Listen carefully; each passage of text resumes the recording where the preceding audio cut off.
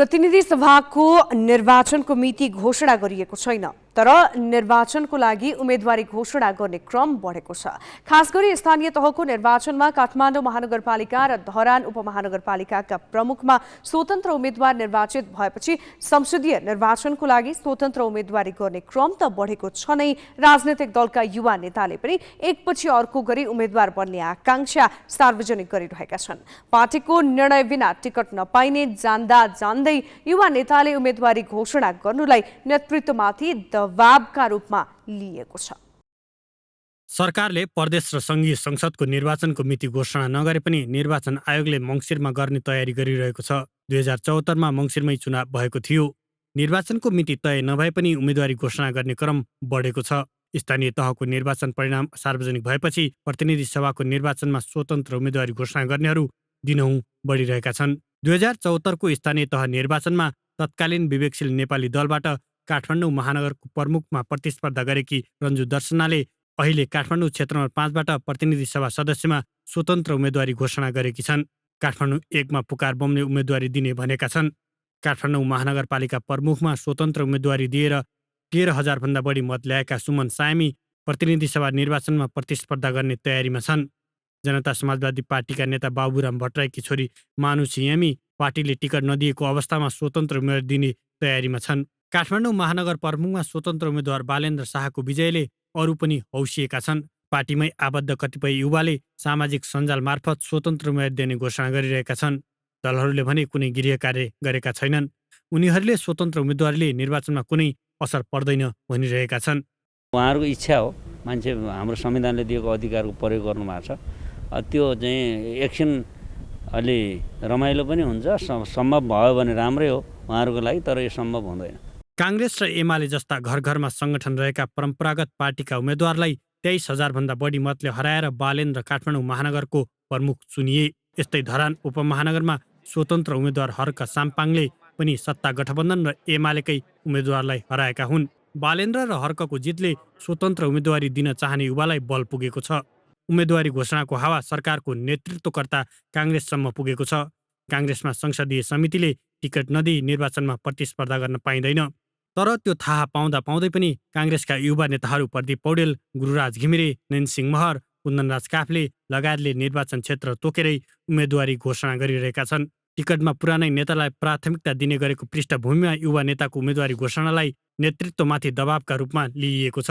होइन, त्यो अब महत्त्वाकांक्षा पनि होला। पार्टी त्यो अब उम्मेदवारहरूको पार्टीका कार्यकर्ताहरूको महत्त्वाकांक्षा पनि हुनसक्छ एउटा। दोस्रो कुरा, पार्टीभित्र धेरै अन्याय हुन थाल्यो।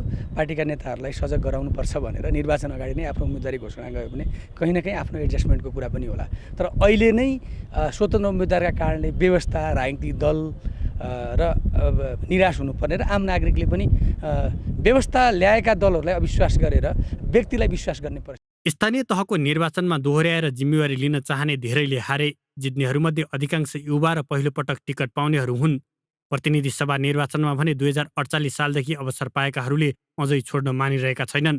उनीहरूका कारण युवा नेताहरू प्रतिस्पर्धाबाटै वञ्चित हुँदै आएका छन्। यसपालि दबावकारी भूमिका निर्वाह गरेर युवा नेता आफ्ना लागि मैदान खाली गराउन सफल हुन्छन् कि हुँदैनन्, त्यो प्रतीक्षाको विषय बनेको छ।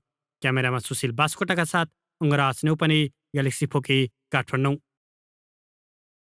स्थानीय तहको निर्वाचन 2079को नतिजाले धेरैलाई हौस्याएको छ। यसपटकको स्थानीय निर्वाचनबाट विगतमा भन्दा धेरै युवा निर्वाचित हुन सकेका छन्। स्थानीय तहको निर्वाचन सकिएर सङ्घीय चुनावको चहल पहल सुरु भइरहँदा के सङ्घीय संसदमा पनि युवा उपस्थिति बढ्न सक्ला त भन्ने जिज्ञासा बढेको छ। हेरौँ स्थानीय तहमा अघिल्लोपल्ट र यसपालि चुनिएका जनप्रतिनिधिको उमेर संरचना अनि प्रतिनिधि सभामा युवा उपस्थितिको विश्लेषण ग्यालेक्सी संवाददाता सृजना घिमिरेबाट। 2074 सालको स्थानीय तह निर्वाचनमा 21 देखि 30 वर्ष उमेर समूहका 3,482 जनप्रतिनिधि निर्वाचित भएका थिए, जुन कुल संख्याको करिब 10% हो।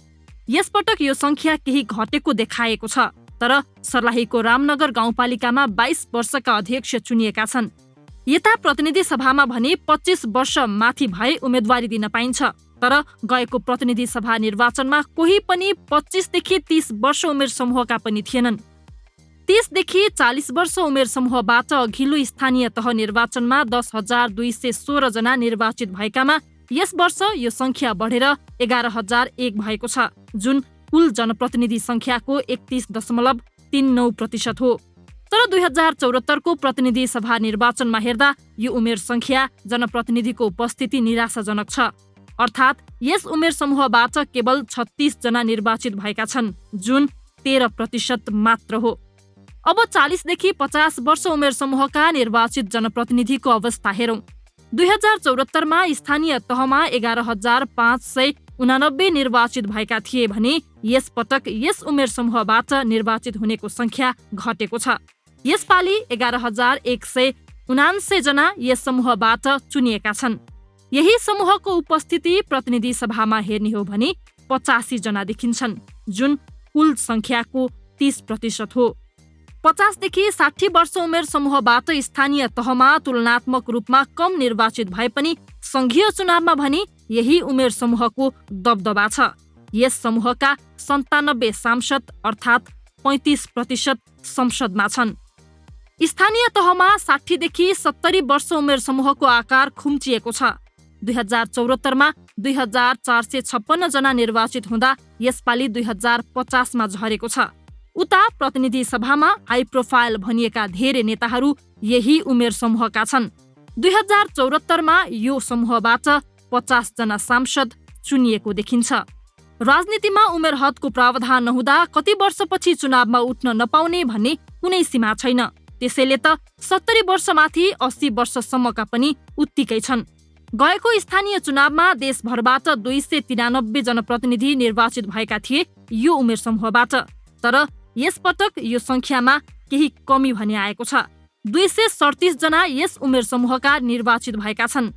अघिल्लो चुनावमा यो उमेर समूहबाट प्रतिनिधि सभामा 7 जना निर्वाचित भएका थिए र यो समूहमा पूर्व प्रधानमन्त्रीदेखि बहालवालासम्म छन्।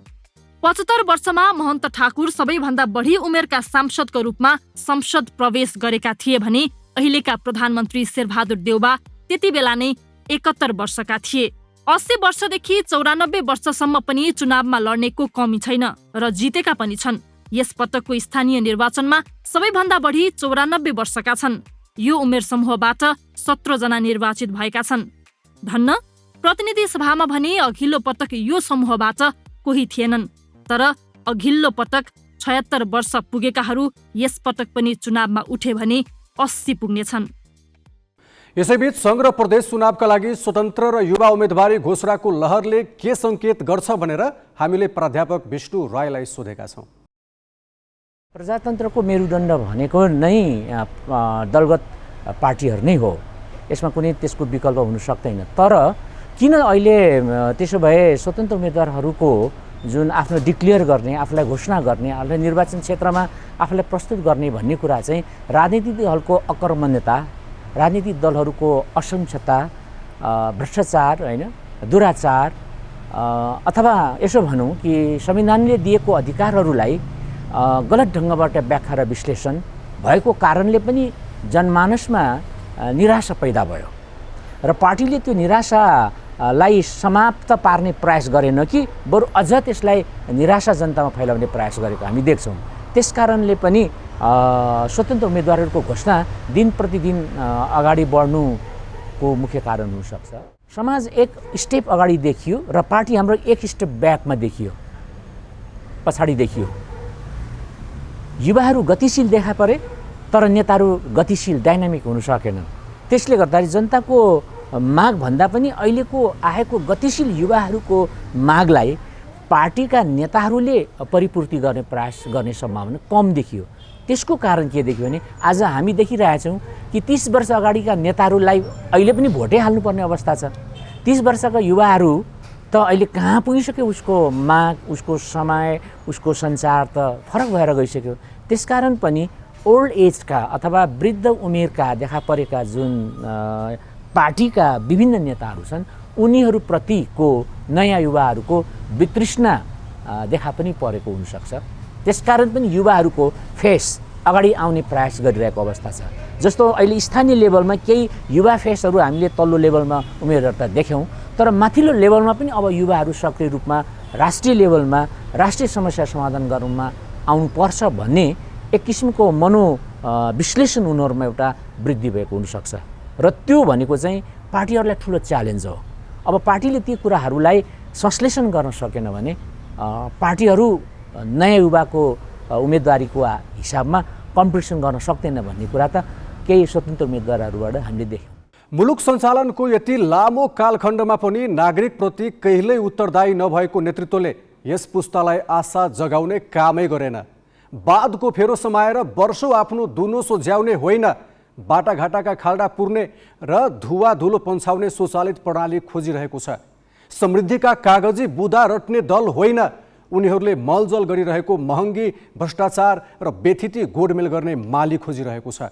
यो कुरा मनन गर्न नसक्ने दल र नेतृत्व अब मतदाताको छनौटमा नपर्न सक्छ भन्ने स्थानीय चुनावले सङ्केत गरिसकेको छ।